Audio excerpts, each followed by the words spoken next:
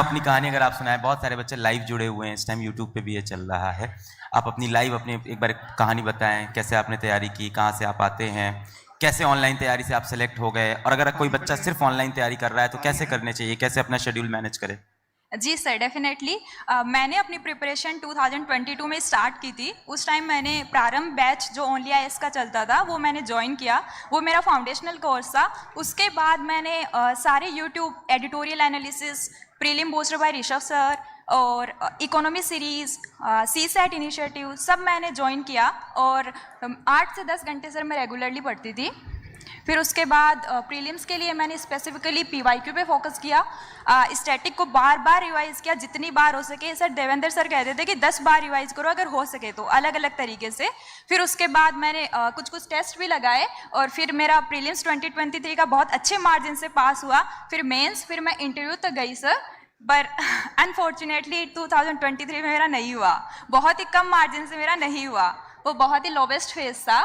और 24 का मैंने अटेम्प्ट दिया और फिर फाइनली 176 रैंक और आईएएस बनने जा रही हूँ। आपके परिवार से कोई आया है क्या? नहीं सर। क्योंकि परसों आप आए थे, आपने बताया था कि परिवार का बहुत स्ट्रॉन्ग सपोर्ट रहा है।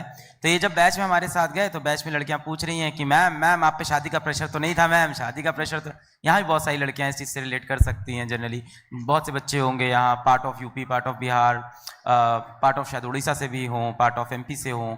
तो कहीं टियर 3 टियर 2 सिटी में जब आप होते हो तो शादी का प्रेशर आता है, तो उसके बारे में भी आपने बताया था। Yes sir. मेरी फैमिली, स्पेशली माय मदर, मेरी मम्मी ने मेरा बहुत सपोर्ट किया। कोई भी शादी के लिए पूछता वो डायरेक्टली कह देती कि हम तो 5 साल देख ही नहीं रहे। वो 5 साल का उनका सपना सच भी होने जा रहा है। अगले साल शायद मेरी शादी होगी और वो 5 साल ही होंगे। उन्होंने डेफिनेटली टाइमलाइन दे दी कि 5 साल हम देख ही नहीं रहे हैं। तो अभी निकाल लो एग्जाम, 1 साल है।